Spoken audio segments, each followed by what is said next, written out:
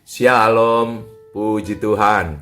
Selamat berjumpa kembali dengan seluruh jemaat GPDI Efrata Wiyung, Surabaya dalam acara Dengar Suara Gembala. Puji Tuhan. Sebelumnya Papi mohon maaf karena seharusnya pada hari Selasa minggu kemarin acara Dengar Suara Gembala sudah dilakukan juga.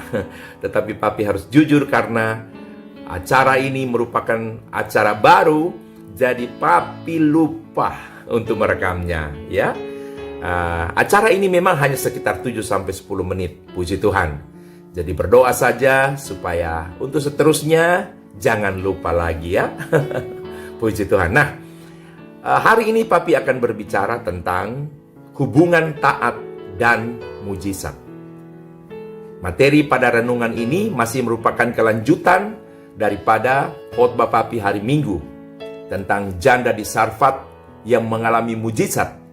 Tetapi dalam khotbah kemarin, Papi memberikan tema mujizat terjadi di ujung setiap persoalan. Tapi untuk renungan di acara Dengar Suara Gembala ini, Papi tidak memberikan tema yang sama, ya. Materinya saja yang sama, tetapi Papi berikan judul hubungan taat dan mujizat. Papi akan baca ayatnya di dalam 1 Raja-Raja pasal yang ke-17, ayat 15 dan ayat yang ke-16. Lalu pergilah perempuan itu dan berbuat seperti yang dikatakan Elia. Maka perempuan itu dan dia serta anak perempuan itu mendapat makan beberapa waktu lamanya.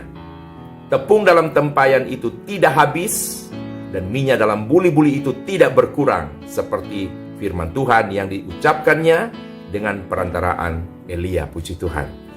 Ketika Tuhan menyuruh Elia pergi ke Sarfat, ya, waktu Elia sudah berada di depan pintu gerbang kota, Elia melihat seorang wanita yang sementara mengumpulkan kayu api, dan itulah janda yang menjadi tokoh di dalam renungan ini, janda yang ada di Sarfat. Kepada janda inilah Elia berkata, "Tolong ambilkan sedikit bagiku air di dalam kendi supaya aku minum." Wanita ini tanpa bertanya, tanpa berkata sepatah kata, dia melangkah dalam tujuan mau mengambil air minum yang dimintakan Elia. Sementara dia berjalan mengambil air, Elia menyusul dengan kalimat, "Tolong ambilkan juga bagiku sepotong roti." Nah, ketika Elia menyuruh dia untuk mengambil sepotong roti, hari Minggu dalam khotbah Papi katakan dia pasti berhenti dan dia mengucapkan sesuatu kepada Elia, dan ucapannya ini bukan dalam arti membantah, ya, apa yang diperintahkan oleh Elia, tapi sekedar dia memberitahukan kondisi mereka pada waktu itu. Apa kata wanita ini? Dia katakan, "Demi Tuhan yang hidup, ya, sesungguhnya tidak ada sedikit pun roti bagiku kecuali tepung dalam tempayang, sedikit maksudnya, sedikit tepung dalam tempayang, dan sedikit minyak dalam buli-buli." Apa kata Elia merespon pernyataan wanita ini? Elia berkata, "Jangan takut, pulanglah, perbuatlah seperti yang engkau katakan, tetapi buatlah lebih dulu untuk aku daripadanya." Maksudnya dari sedikit tepung itu dan dari sedikit minyak. "Dan bawalah kepadaku, barulah kau olah bagimu dan bagi anakmu. Sebab ada tertulis, demikianlah firman Allah, Allah Israel." Ini kata Elia kepada wanita itu. "Tepung dalam tempayan itu tidak akan habis, dan minyak dalam buli-buli itu tidak akan berkurang." Alkitab mencatat, wanita ini pergi, dia pulang, dan dia mengolah sedikit tepung yang ada, sedikit minyak. Akhirnya dikatakan, untuk beberapa waktu lamanya, baik janda ini, dan juga anaknya perempuan, dan juga Elia, mereka mendapat makan daripadanya. Oke, nah, dari sini kita bisa melihat bahwa ketaatan itu menghasilkan mujizat. Papi yakin tidak akan ada cerita bahwa tepung dalam tempayang tidak habis, minyak dalam buli-buli tidak berkurang tanpa adanya ketaatan, ya. Jadi ketaatan janda ini di dalam melakukan apa yang Elia katakan itu menghasilkan mujizat. Mereka ini dalam satu persoalan yang begitu besar. Kenapa? Karena musim kemarau yang berkepanjangan. Nah, biasanya selalu papi katakan kalau sudah musim kemarau, ada musim baru yang muncul. Itulah musim kelaparan. Ya, karena tidak ada aktivitas tabur-menabur, apalagi menuai. Jadi mereka dalam satu persoalan yang besar. Dari mana kita bisa ukur persoalan besar? Mereka hanya punya cadangan makan untuk 1 kali lagi. Setelah itu, mereka akan mati. Tapi kita melihat di sini bahwa karena ketaatan wanita melakukan perintah daripada Elia yang adalah abdi Allah, maka terjadilah sesuatu yang oleh wanita ini tidak pernah pikir sebelumnya. Yang diketahui oleh wanita ini adalah habis makan, kami dua mati. Tetapi luar biasa sekali wanita ini. Ini sesuatu yang begitu membuat papi kagum luar biasa. Sedangkan ketika Elia mengeluarkan kalimat pertama, coba ambil bagiku sedikit air. Pada waktu itu menurut papi mereka belum ada waktu berdialog, belum ada waktu komunikasi dalam satu masa perkenalan, belum.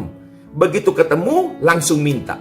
Dan wanita ini melakukan. Dan puji Tuhan, ketaatan wanita ini menghasilkan mujizat.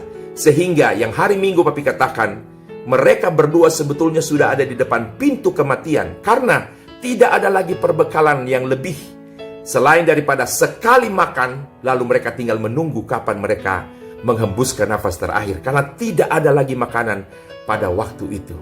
Akan tetapi, karena ada ketaatan yang dilakukan oleh wanita ini, janda ini, maka kelangsungan hidup mereka berlanjut lagi. Jadi hidup mereka ada kelanjutannya lagi. Mereka makan dan makan, sampai pada akhirnya hujan pun turun. Dan dikatakan di sana, tentunya walaupun tidak secara harafiah, terjadilah aktivitas menabur, lalu ada menuai, dan mereka mencapai kembali hidup normal sebagaimana biasanya. Jadi intinya adalah taat. Mari kita pun mau belajar taat. Ada banyak kali firman Tuhan datang kepada kita, kita menilai tidak masuk akal. Sehingga dengan penilaian kita yang perintah Tuhan rasanya di luar jangkauan akal ini, kita tidak mau lakukan itu. Padahal kuncinya adalah ketika mana kita taat apa yang Tuhan perintahkan, disitulah letaknya terjadinya mujizat. Puji Tuhan.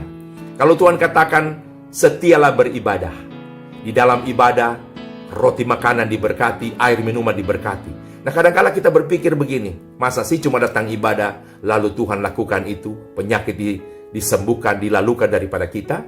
Nah, kadang-kala otak kita lebih mendominasi dan cara berpikir kita justru ke arah yang negatif. Tapi marilah kita mau belajar. Lakukan saja sepanjang itu merupakan perintah Tuhan. Kamu harus beribadah, katanya begitu kan?